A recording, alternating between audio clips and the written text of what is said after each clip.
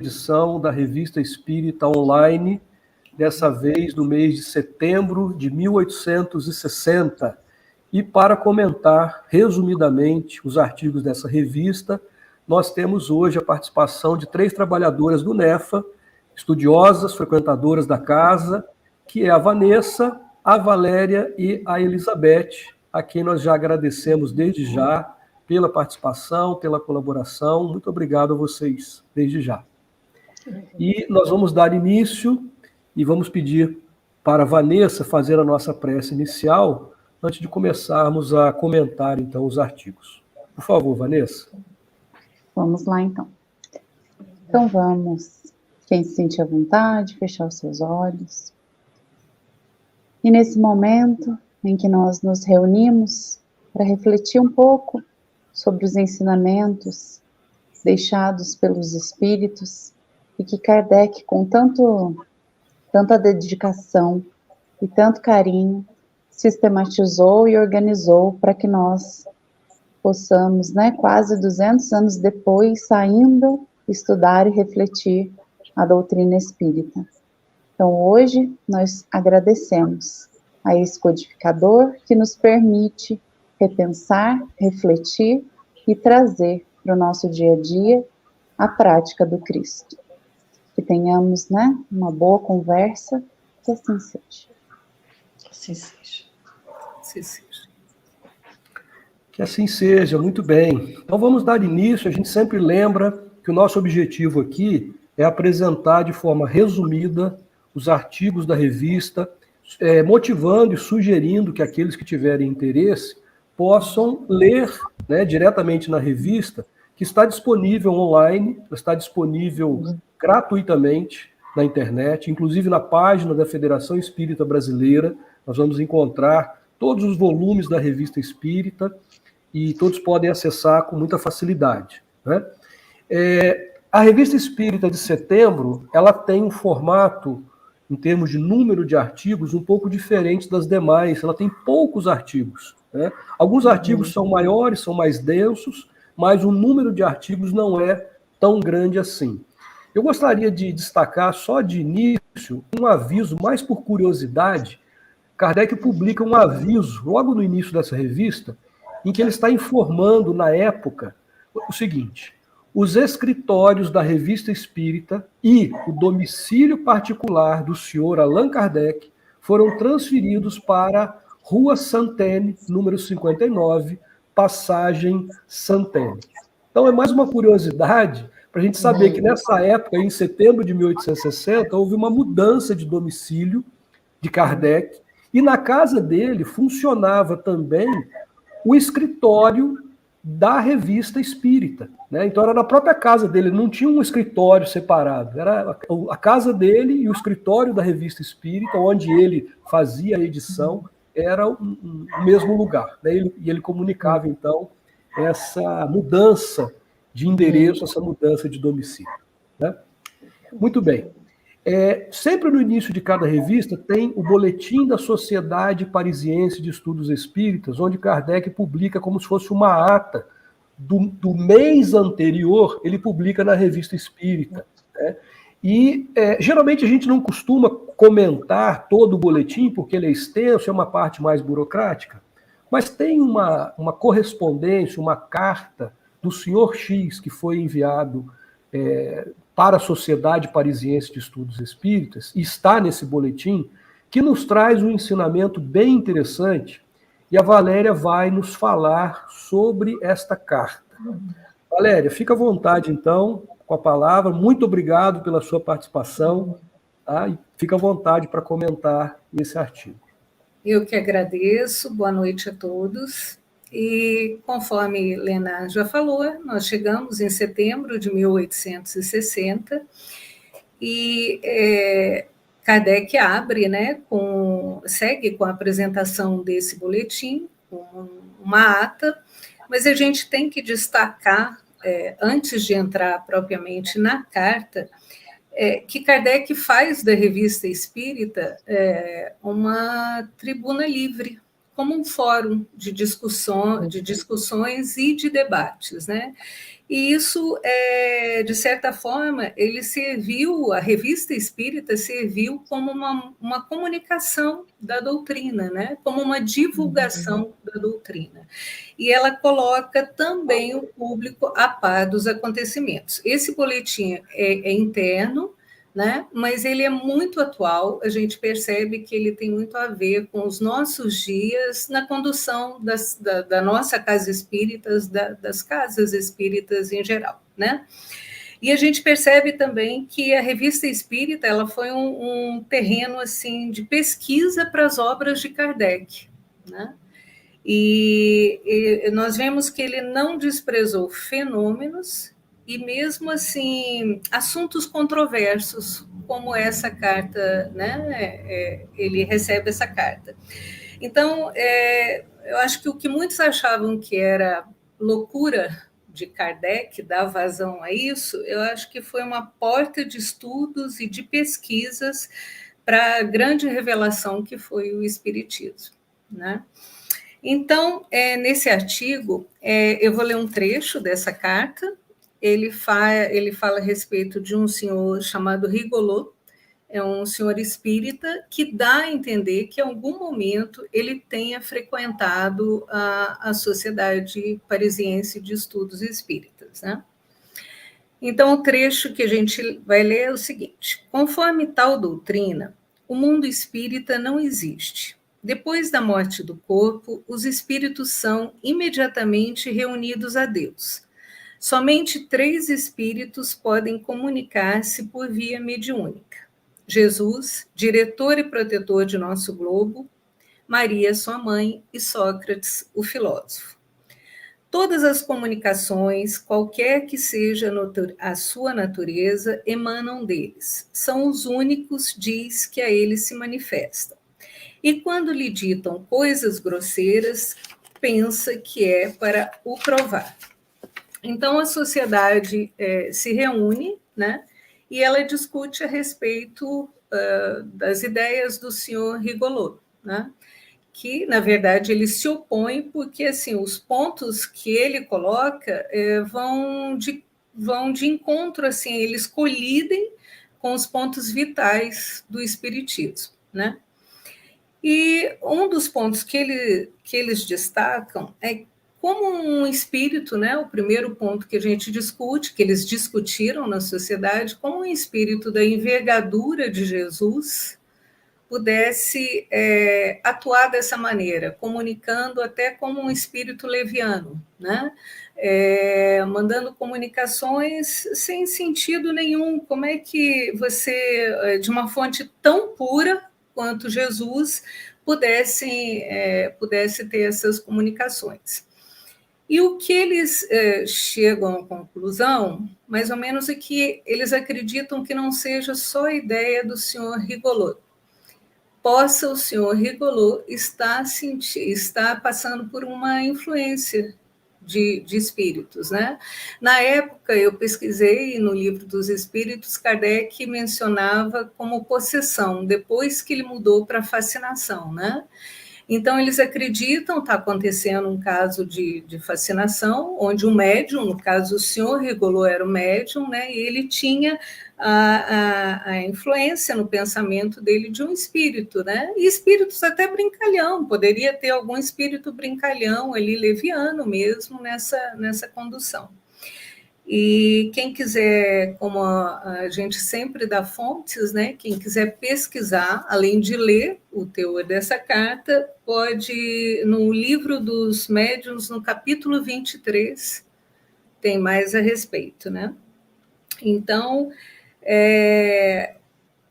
esse é o primeiro ponto que eles colocam. O segundo ponto de destaque é que sentido teria você trabalhar na sua evolução pessoal e depois você voltar para Deus, que é o todo, né? E você se desmanchar em Deus, né?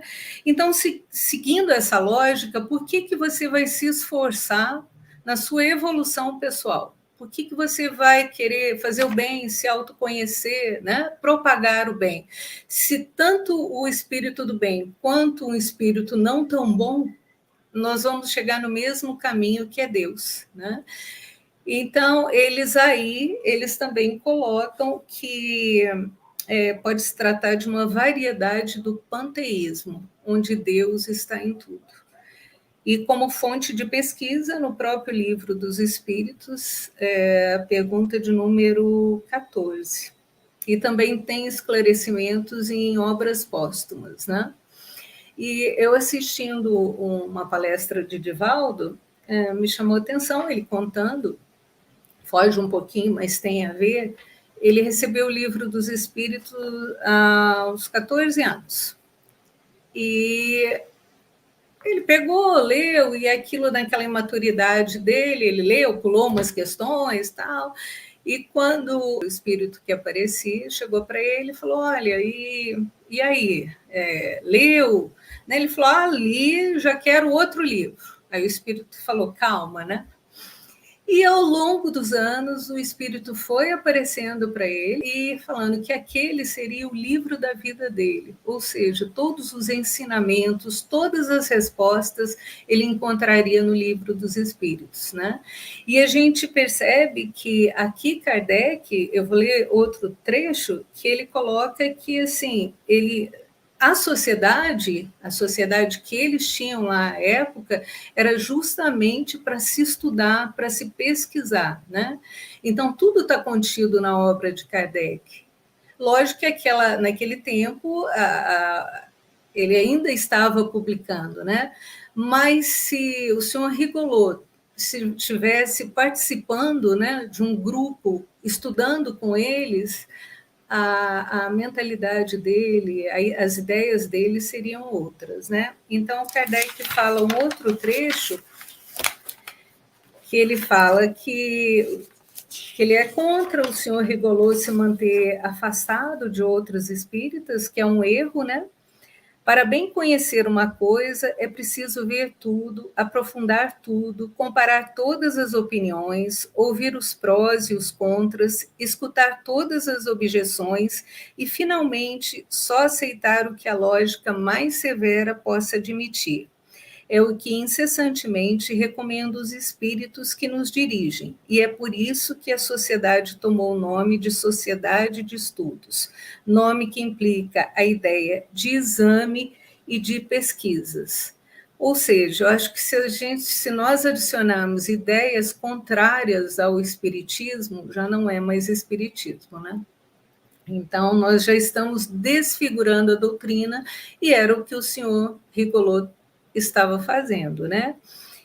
Acredito que todas as casas hoje, elas sigam a federação, né? Tem a sua base nas obras de Kardec, né? Mas ainda existem casas com várias adaptações, né? Com o achismo, né? Que acaba o homem tendo, que era o que o senhor Rigolot possivelmente estava até fundando uma nova casa de espiritualista, seria, né? Mas, então, ele reforça as abordagens de Kardec, eu acredito que elas se tornam úteis no nosso dia a dia, na condução da casa espírita. Uma coisa que vale também salientar, que é um fenômeno pós-pandemia, que a gente tem muito acesso, inclusive o nosso estudo está sendo online, né? Então, hoje, se você entrar, você tem, eu assisto do Amazonas ao sul do país, a gente assiste casas com palestras, com coisas riquíssimas, né? Mas vale salientar que nada como a nossa presença na casa, o grupo, a troca de ideias, né? O que esse tema que a gente só está pincelando hoje, né? Se a gente estivesse junto na casa, o Luiz iria chegar com uma ideia, olha, você não, né? Eu acho que esse ponto é importante, Elizabeth outro, e assim a gente só tende a crescer, a enriquecer. Então, que seja também um lembrete para a gente se basear sempre nas obras de Kardec, né? E que nós somos uma doutrina progressista. Tudo que vai desfigurar, adulterar, não faz sentido, né? Eu acho que o bom senso deve prevalecer, mas sempre com a base, né? A base que Kardec nos deixou. E eles concluem que as ideias diferem, né? E nós também, né? Que diferem do espiritismo trazido por Kardec através dos espíritos nobres, né? Então, essa é a conclusão. E tem uma coisa que eu queria salientar dentro desse boletim. Pela primeira vez, Kardec coloca a sociedade como uma sociedade de ajuda ao próximo. E não ela diretamente, financeiramente, porque ele não tinha recursos para isso, mas eles recebem uma correspondência de que estava havendo um massacre de cristãos na Síria, né? Então, a sociedade abre as portas, a Sociedade de Estudos Parisiense de Estudos Espíritas abre as portas e assim dá-se início à primeira ajuda. Então, além de Kardec ser a nossa referência de estudo, nós também vemos o Kardec se mostrando como o nosso lema do nosso espiritismo, que sem caridade não há salvação. E depois vieram outras ajudas, outras campanhas. É isso. Muito bom, Valéria. Muito interessante, né? Foi importante você ter trazido essa carta, né? E como você disse no início, Kardec se utilizava da Revista Espírita, inclusive para trazer temas polêmicos e temas contrários àqueles que tinham críticas ou traziam coisas contrárias à doutrina, que era esse caso dessa doutrina do senhor Rigolot, que muito provavelmente, o artigo não dá detalhes sobre isso, mas muito provavelmente era um espírita que começou junto com a Sociedade Parisiense de Estudos Espíritas e se desviou por ideias próprias e por influência espiritual. Daí a gente vê, né, a importância da gente manter a unificação, manter o estudo com base nas obras de Kardec, né, para que a gente não se perca e não se desvie daquilo que é de fato doutrina espírita, né? Se alguém quiser comentar, fica à vontade. Eu achei que esse ponto é bem interessante mesmo, o que a Valéria falou, é uma coisa que a gente acaba esquecendo. A gente vem de uma cultura religiosa de muita obediência, né? Alguém diz o que eu faço e aí eu tenho que fazer aquilo que me foi dito. E a gente esquece que Kardec construiu, né? Ele estruturou a doutrina através dos questionamentos. Né, a doutrina chamou a atenção dele através do questionamento, mas não um questionamento vazio né? Não é porque eu não acredito, um questionamento estruturado, com uma base ali científica, com uma base de experimentação. Então, esse é um ponto muito importante para a gente também não transferir os nossos conteúdos culturais ligados à religião para o espiritismo, né? A gente manter os 3 pilares da doutrina, né? Ciência, filosofia e religião. E a gente esquece da ciência, e temos que lembrar que é uma ciência, né?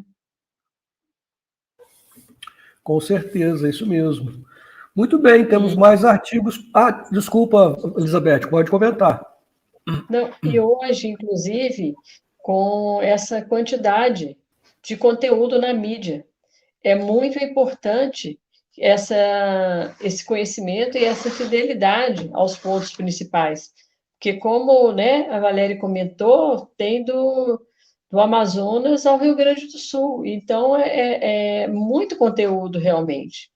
E muita gente também fazendo um conteúdo mais midiático mesmo, né? Baseado na doutrina, mas com muito fundamento midiático, né? Para poder angariar os likes, as visualizações, né?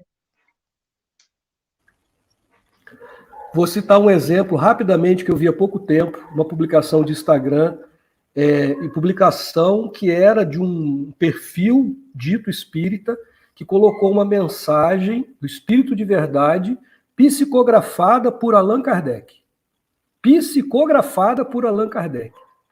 E aí eu, com muita educação, naturalmente, mandei para a pessoa, falou, olha, dá uma revisada, porque não foi psicografado por Allan Kardec. Allan Kardec não era médium, né? Então, as pessoas às vezes vão pegando mensagem, e a pessoa me respondeu agradecendo, até foi até legal.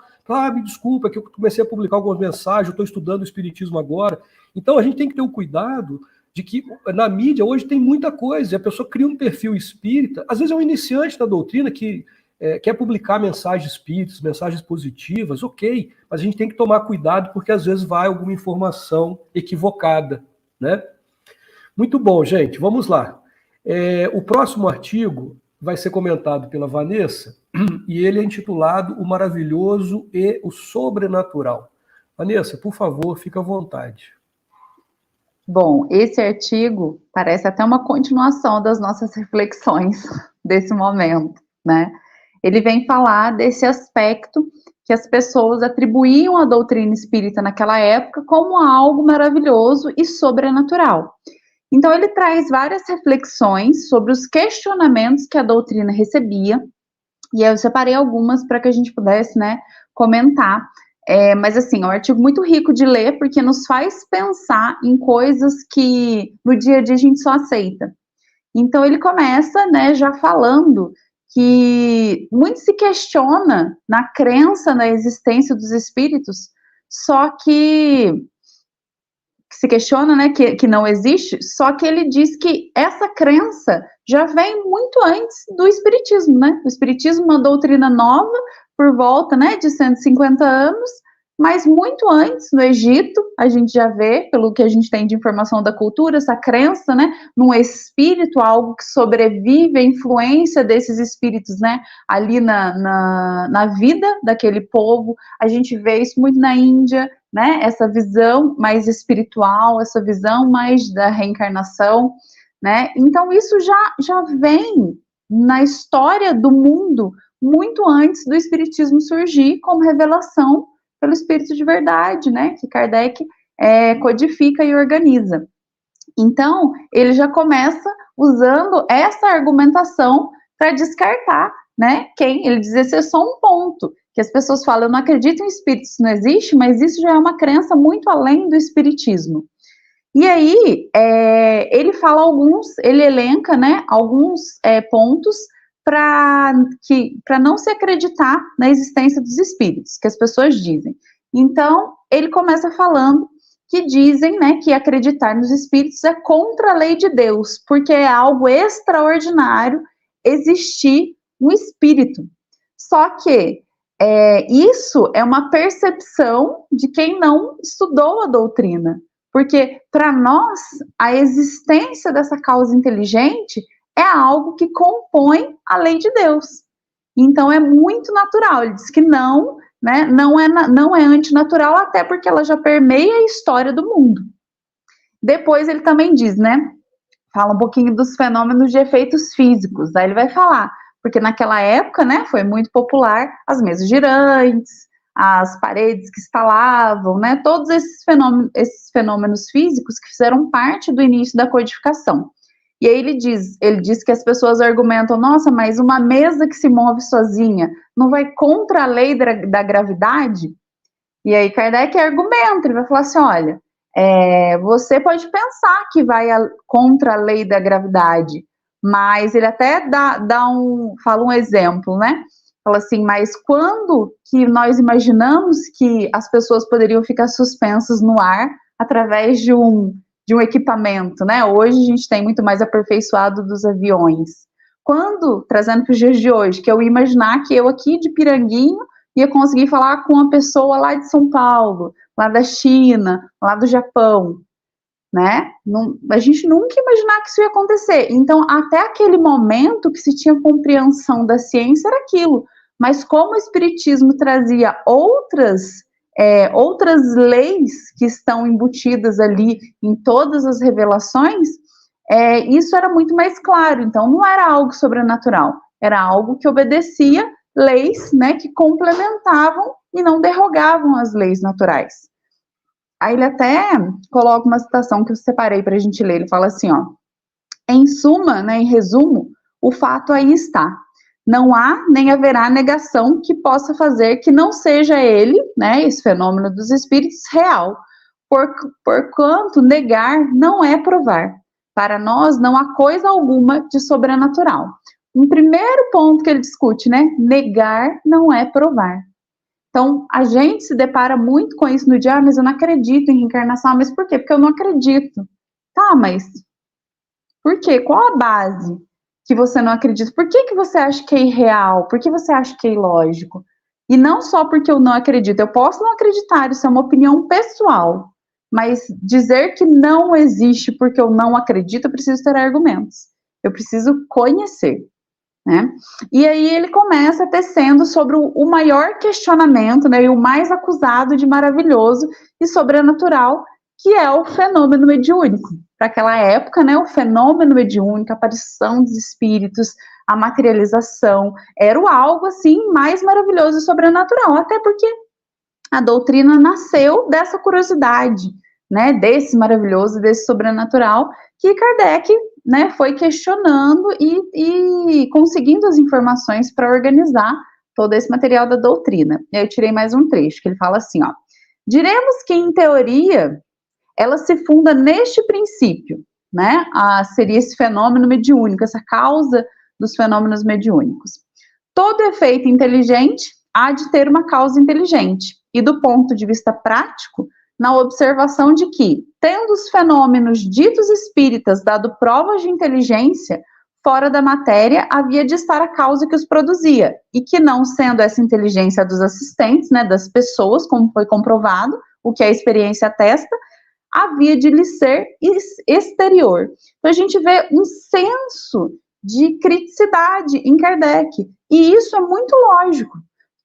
Todo efeito inteligente tem que ter uma causa inteligente, né? E as pessoas às vezes não compreendem essa premissa, né? Então é preciso que isso seja claro para nós, e isso não pode ser tratado como algo, isso é uma opinião de Kardec, não, isso é uma premissa. Uma premissa, ela presume algo, né? E ela tem muito sentido.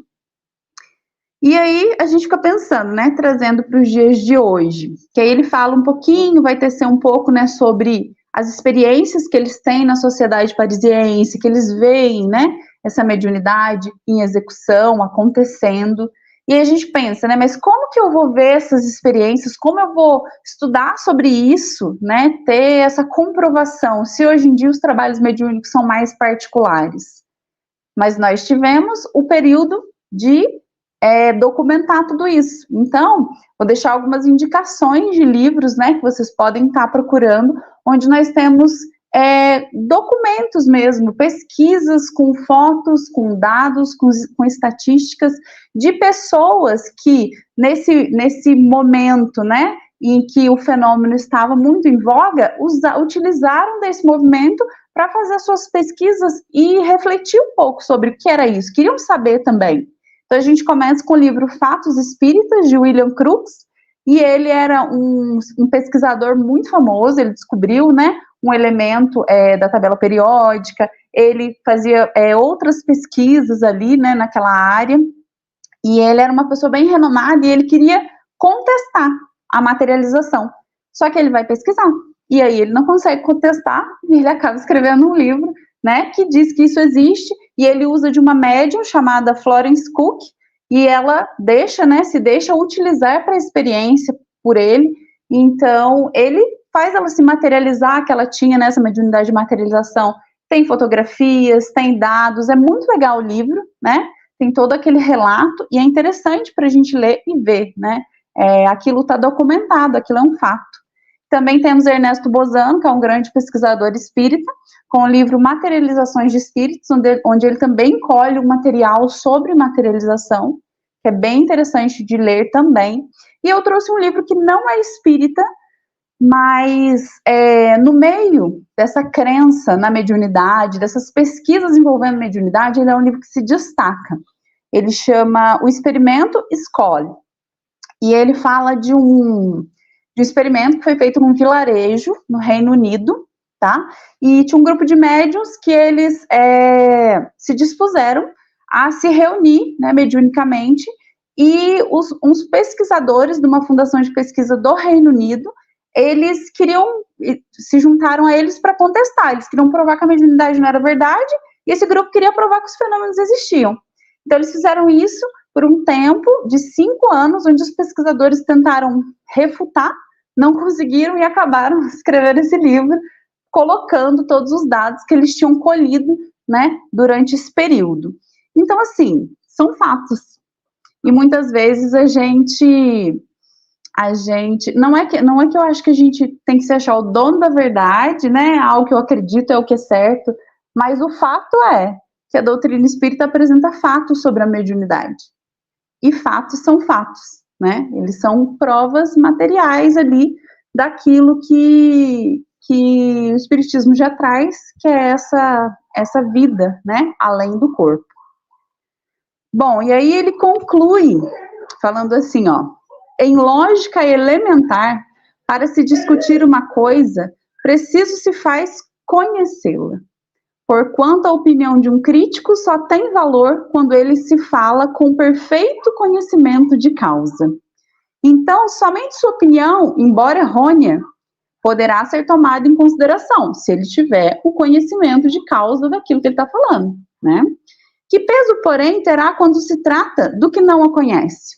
A legítima crítica deve demonstrar não só erudição, mas também profundo conhecimento do objeto que versa, juízo reto e imparcialidade a toda prova, sem o que qualquer menestrel, né, qualquer artista que declama poemas, poderá arrogar-se o direito de julgar Rossini, que era um compositor muito famoso italiano, e um pintamonos, né, um mau pintor, o de censurar Rafael, que era o mestre da pintura e da arquitetura também lá da Itália.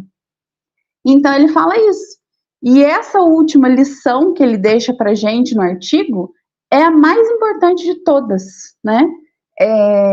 Não só para a crítica que a doutrina recebe e para que nós tenhamos o cuidado, né, quando a gente recebe essas críticas, porque às vezes a gente deixa aí para o coração, né, a gente dá para o coração, e não tem necessidade, porque as pessoas, né, as críticas válidas são aquelas em que as pessoas têm profundo conhecimento, ou seja, elas já leram, elas já estudaram, e o mais importante, elas vivenciam, porque a gente sabe que um dos pilares, né, e o mais importante da doutrina espírita é a caridade.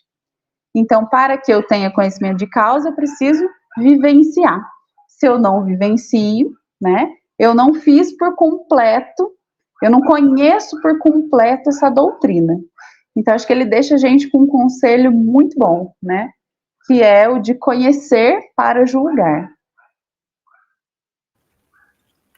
Muito bom, Vanessa, muito interessante. Aliás, esse artigo, esse que você acabou de resumir para a gente, Kardec depois publica esse artigo na íntegra no Livro dos Médiuns. Ele é um item no Livro dos Médiuns, que foi publicado em 1861. Aliás, tem vários artigos que primeiro foram publicados na Revista Espírita, né, até dentro da ideia que a Valéria nos apresentou muito bem inicialmente, que era ali aquele fórum de discussão que Kardec utilizava de forma mais rápida, porque mensalmente ele publicava artigos, tinha resposta, né, daqueles que liam, dos correspondentes, sobre a opinião dos artigos, e esse aí foi um artigo do Maravilhoso Sobrenatural, que está no Livro dos Médiuns, foi publicado depois em 1861. Né? E é interessante, porque Kardec faz questão de nos dizer o seguinte, que não existe, do ponto de vista da concepção da palavra, algo sobrenatural além das leis da natureza. Tudo que acontece está dentro das leis da natureza e podem ser explicadas assim. E muitas pessoas veem nos fenômenos espíritas algo maravilhoso, algo sobrenatural, né? E na verdade não, acontece dentro de leis naturais e que precisam ser conhecidas, precisam ser estudadas, né? É só isso. Alguém mais gostaria de fazer algum comentário? Não? Se não, vamos para o próximo, que tem relação com esse, né? O próximo artigo, eu que vou comentar, ele é intitulado agora A História do Maravilhoso e do Sobrenatural.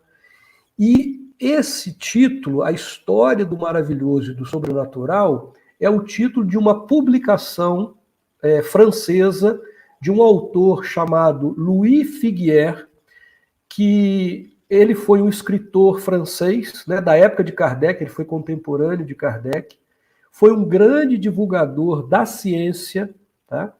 E nas suas obras ele buscava popularizar a ciência, ele ficou muito conhecido, muito famoso pelo número e pela qualidade dos artigos que ele publicou nessa área, né, de popularização da ciência.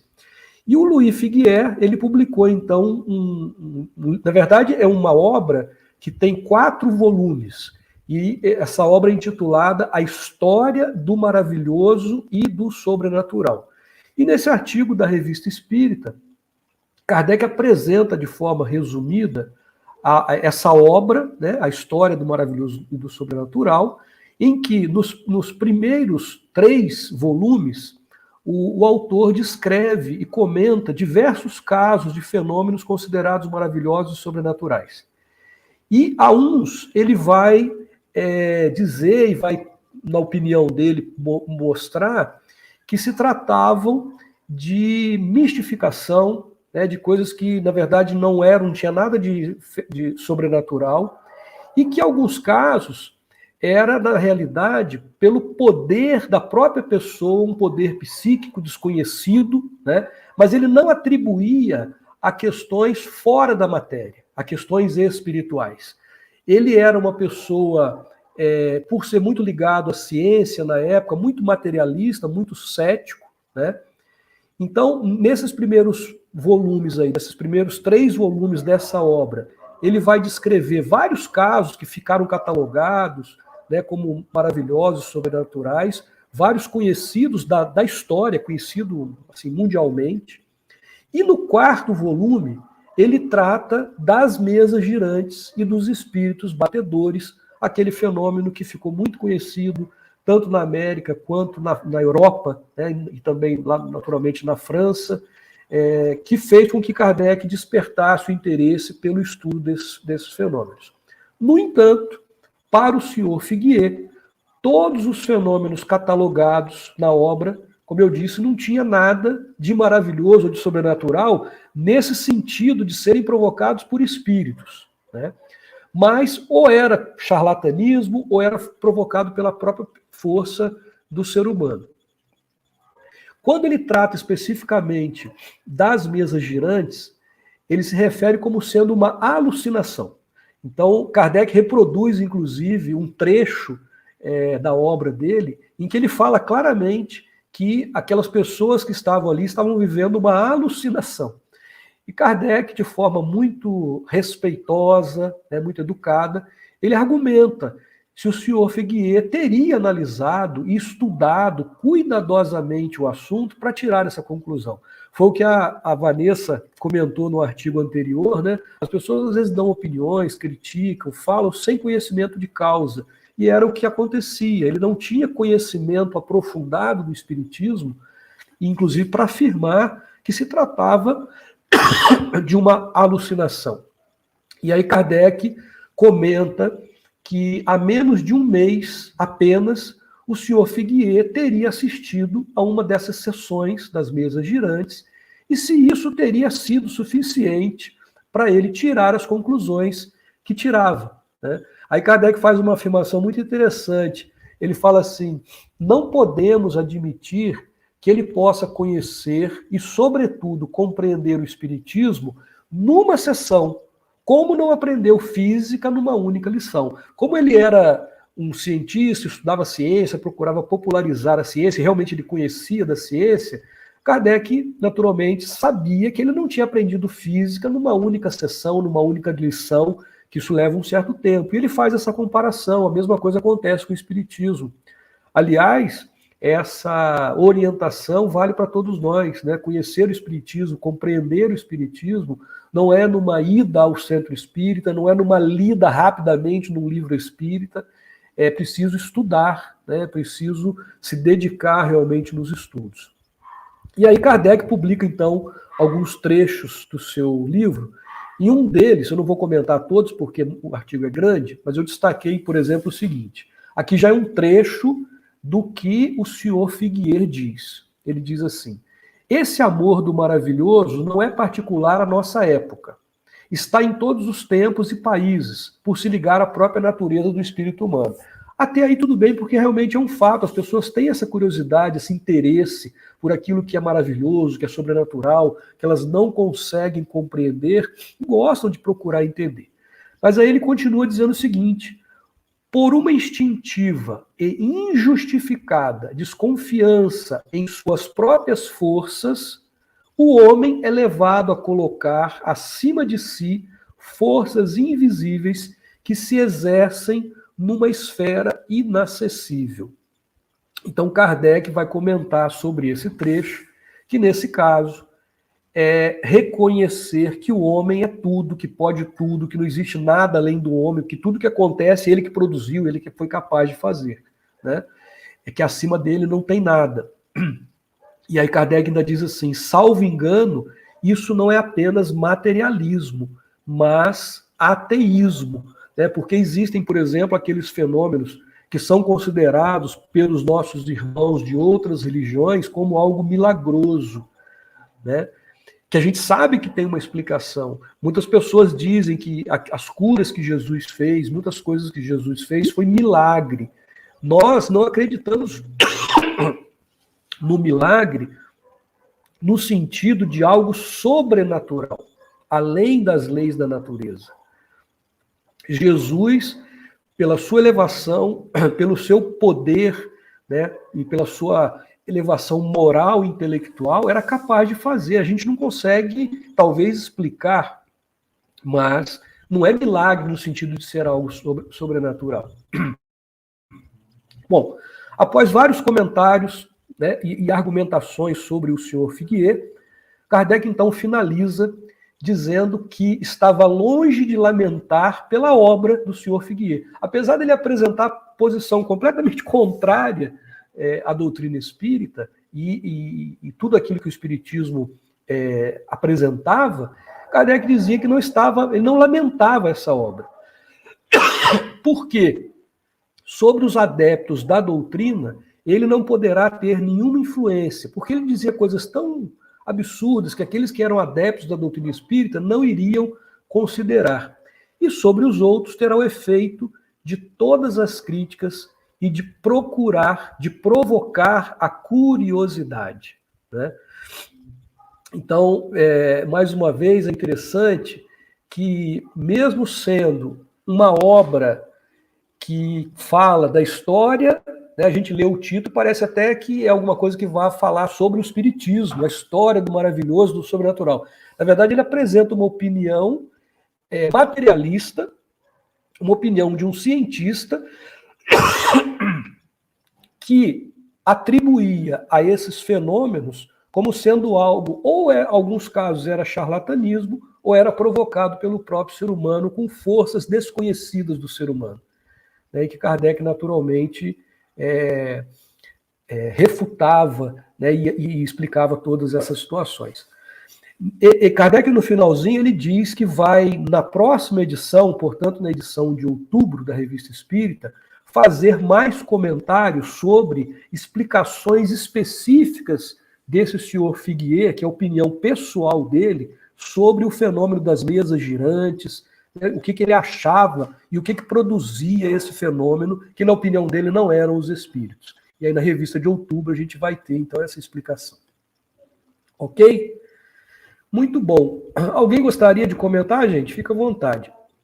Ô, Lenarte, é engraçado, né? A gente está sempre vendo, né, os programas da Revista Espírita, conversando sobre a Revista Espírita, acabou se tornando, né, um tema comum no NEFA, porque não era uma obra muito estudada, agora a gente estuda mais frequentemente, né? Mas eu ainda me surpreendo com a delicadeza e com a gentileza e a sagacidade de Kardec para pegar uma crítica e, sabe, transformar em algo, assim, positivo. Eu acho que é uma habilidade, assim, que a gente precisa observar e aprender, né? Ele é muito, assim, muito cavalheiro, muito cortês, mas, ao mesmo tempo, sem perder a razão, o propósito que ele tem né? E eu acho que isso foi uma característica muito importante na difusão da doutrina espírita, porque não fez com que ela, num cenário totalmente conservador, dominado ali, né, pela religião, que era a religião católica, não fez com que o espiritismo viesse, né, como um atacante, mas sim como algo diferente ali, aberto para as pessoas. Então, acho que isso é muito legal de ver, né, e é nítido ao ler o que Kardec escreveu, a gente tem essa sensação mesmo, muito clara sobre ele.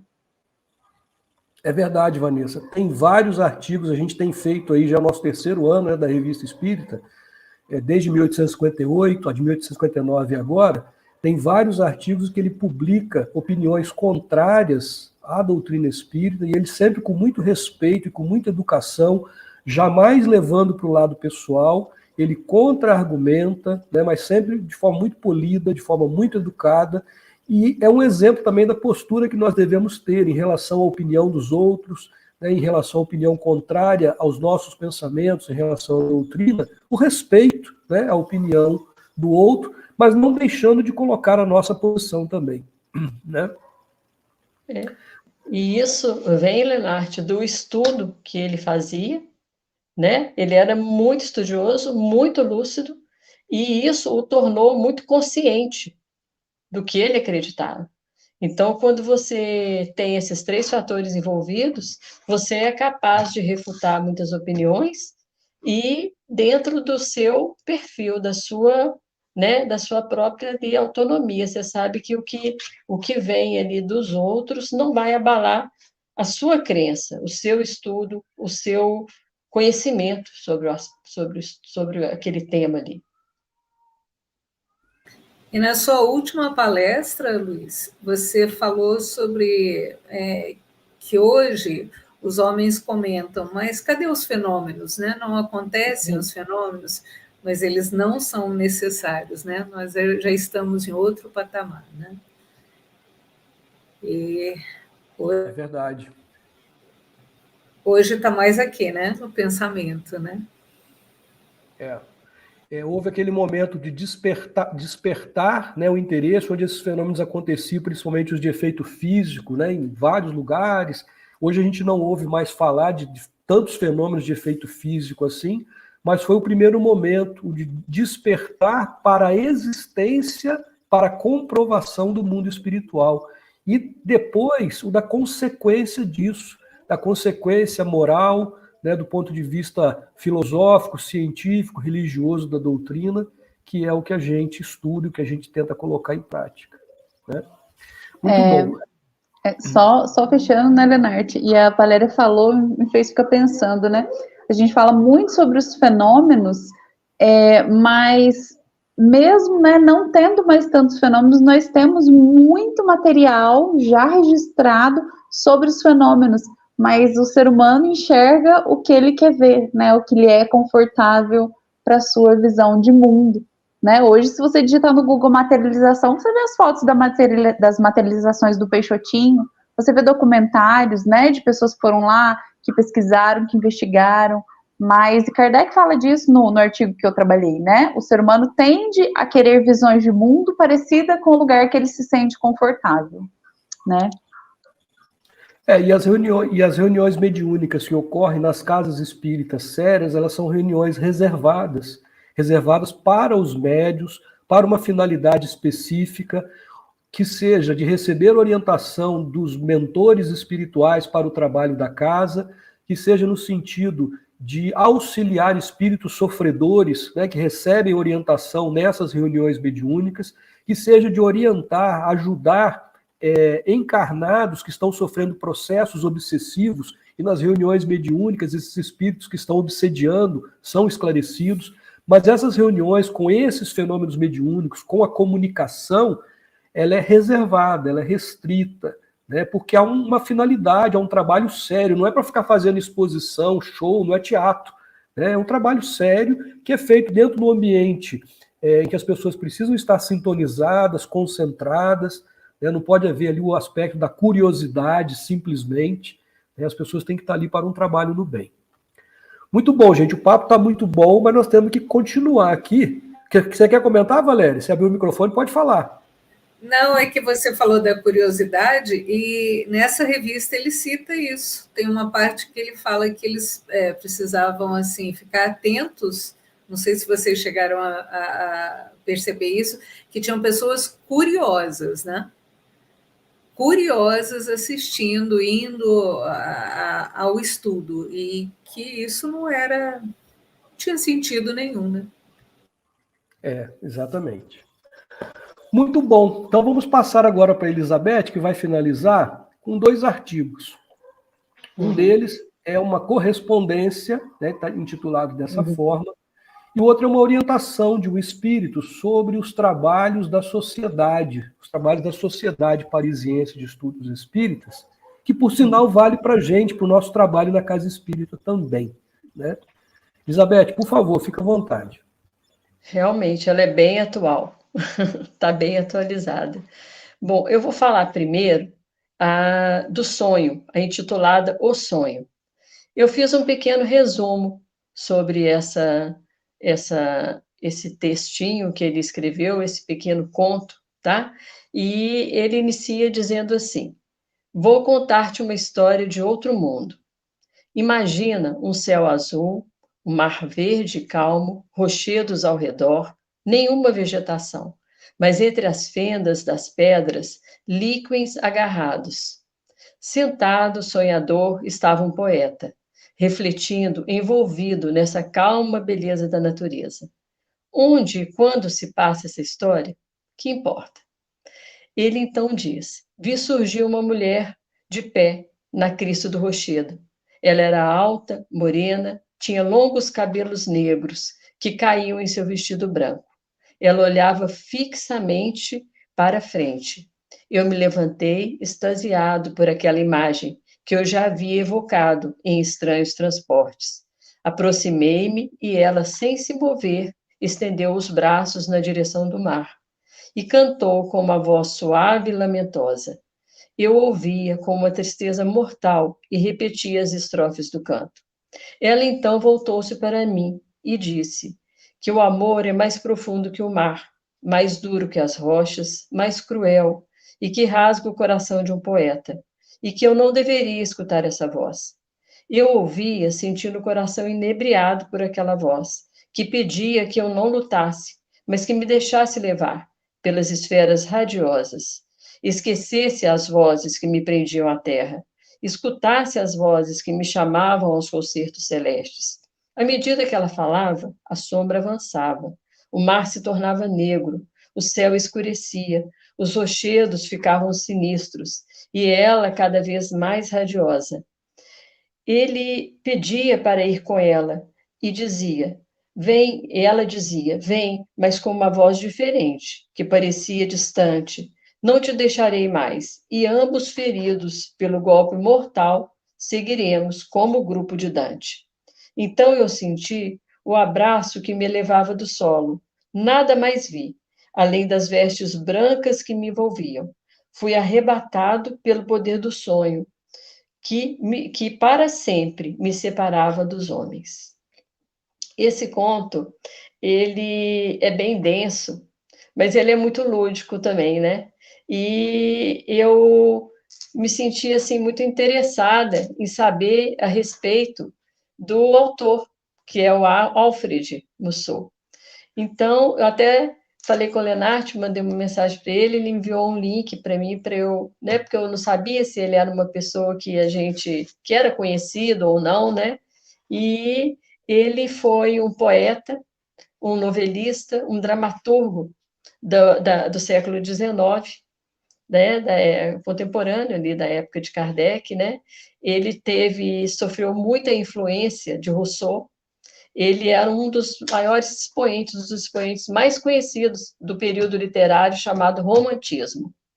Ele vem de uma família ligada a letras, o avô era poeta, o pai era escritor, e ele, desde muito cedo, já manifestou esse talento dele para a escrita, para as letras.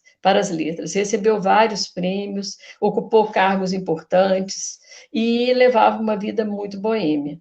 E ele teve um amor, um romance muito conturbado na vida dele e que trouxe para ele muito sofrimento, que influenciou muito dos trabalhos dele, com George Sand, que é uma pseudônimo da baronesa de Dudevant, que é considerada a maior escritora francesa.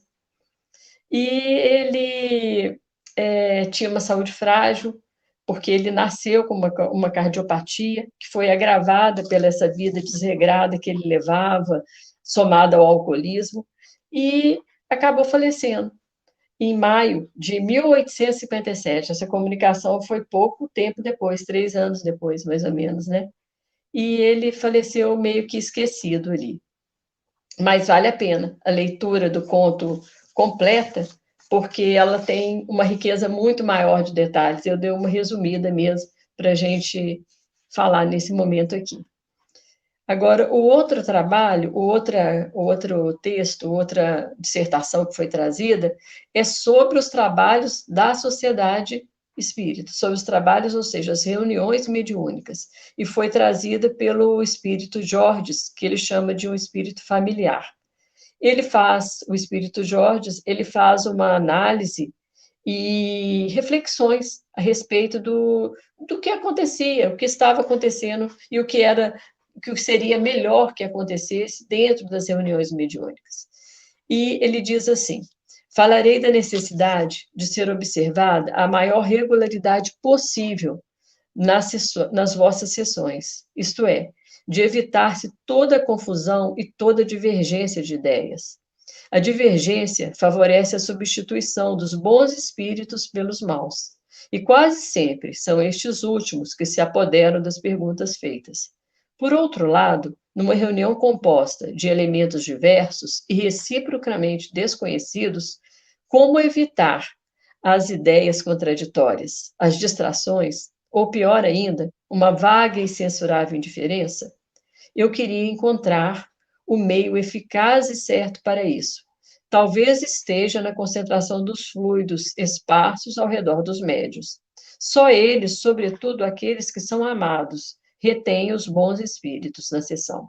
Mas sua influência só com dificuldade dissipa a turba dos espíritos brincalhões. O trabalho de exames das comunicações é excelente. Não seria demais que se aprofundasse as perguntas e, sobretudo, as respostas. O erro é fácil, mesmo para os espíritos animados das melhores intenções. A lentidão da escrita, durante a qual o espírito se desvia do assunto que ele logo esgota, tão logo concebeu, a mobilidade e a indiferença por certas formas convencionais, todas essas razões e muitas outras ensejam, ou seja, predispõem o dever de confiar com cautela e sempre atentos ao exame, mesmo quando se trata das mais autênticas comunicações. Assim sendo, que Deus tome sob sua santa guarda todos os verdadeiros espíritos. Então, o que fica aqui, sintetizando essa comunicação, é o que? A importância da moralidade do médium, né?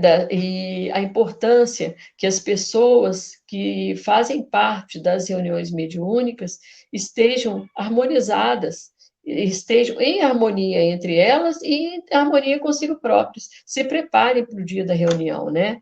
Tendo com bons pensamentos, boas ações, e assim vai estar ajudando essa concentração desses bons fluidos, né? Para poder ajudar nessa preservação do ambiente e da comunicação com esses espíritos melhores, mais evoluídos.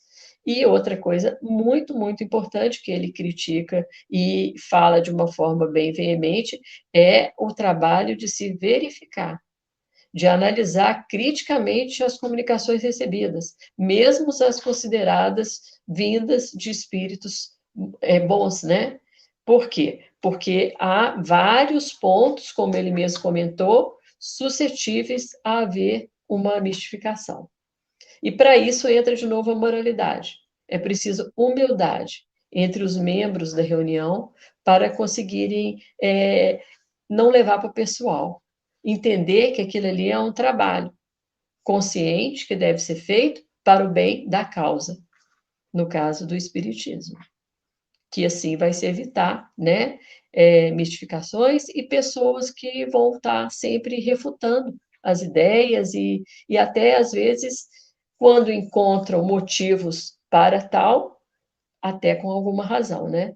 Por às vezes não ter havido esse trabalho criterioso. Elizabeth, veja que como é interessante que uma orientação que o Espírito dá à sociedade parisiense, e na sociedade eles faziam reuniões mediúnicas, evocavam espíritos, né, obtinham comunicações, além de analisar e de estudar, né, essas comunicações. E aí esse espírito vem dar, né, como você muito bem destacou para a gente, duas orientações que valem, são muito importantes até hoje. A sintonia, a harmonia entre os médiums, né, e principalmente estarem ali com o objetivo de realizar um trabalho sério, um trabalho dedicado, um trabalho que é feito mediunidade com Jesus, né, de desenvolver a sua moralidade, né, e de analisar a comunicação, ter essa humildade, porque a gente às vezes acredita que as comunicações dos espíritos, os espíritos sabem tudo, né? E que toda comunicação é de espírito superior, e nem sempre é assim. Aliás, na maioria das vezes não é assim, né? Depende qual é o espírito que a gente está atraindo. É esse espírito que vai dar a comunicação, ele é um espírito do nível que a gente atraiu, que podem nos enganar. Nós podemos voltar lá no primeiro comentário que feito pela Valéria do senhor Rigolot, né? Que era um médium que se desviou, por quê? Porque ele começou a receber orientações de espíritos que falavam de coisas contrárias à doutrina, e ele ficou fascinado por aquilo, né? E aceitou sem uma análise criteriosa, inclusive de um grupo. A pessoa sozinha, ela pode se desviar, é importante que tenha esse grupo, né? Alguém mais gostaria de comentar? Fique à vontade. Que não hajam melindres, né? Que muitas casas elas acabam caindo por esses melindres, né? Melindres é tudo do campo pessoal, né? E esquecer do mais alto, que você está ali para um trabalho espiritual, de ajuda, né? A Valéria falou, né? Me fez lembrar, tem até um conto no livro, eu acho que é Pontos e Contos, do Irmão X, psicografado pelo Chico, e é uma equipe do mundo espiritual que quer desestruturar uma casa espírita, e eles têm várias possibilidades, mas qual é a que eles têm certeza que vai funcionar? Insuflar o ego pessoal de cada um, você é melhor que o outro, você sabe mais, sua comunicação é melhor. Então a gente sempre é pego pela vaidade, e o melindre é um resquício da vaidade, né? Ele é um filho da vaidade, podemos dizer assim. Então tomar cuidado, né? Muito bom, muito boas orientações aí nesse artigo, nos dois artigos, né, que a Elizabeth nos trouxe. Muito obrigado. Gente, estamos chegando então no final da nossa edição online da Revista Espírita, de setembro de 1860, agradecendo muito a participação de todos que estão nos ouvindo, que estão nos assistindo, agradecendo principalmente a colaboração da Vanessa, da Valéria, da Elizabeth, né? Eu sei que para a gente é muito prazeroso, porque a gente tem que estudar, é sempre bom, né, a gente ir lá se aprofundar, estudar os artigos da revista, para poder conseguir vir aqui comentar de maneira resumida. Então, muito obrigado a vocês. Se quiserem fazer algum comentário final, fiquem à vontade. Se não, então só agradecer e vamos fazer então a nossa prece de encerramento. Eu vou pedir então a Valéria para que ela, por gentileza, faça a nossa prece para encerrarmos a nossa reunião de hoje. Então, vamos buscar a quietude, vamos buscar na nossa mente Jesus, os bons espíritos, os nossos benfeitores individuais. Vamos agradecer a oportunidade da vida, agradecer ao estudo de hoje, buscando conhecimentos, e que nos fazem entender o que estamos fazendo aqui. Graças a Deus.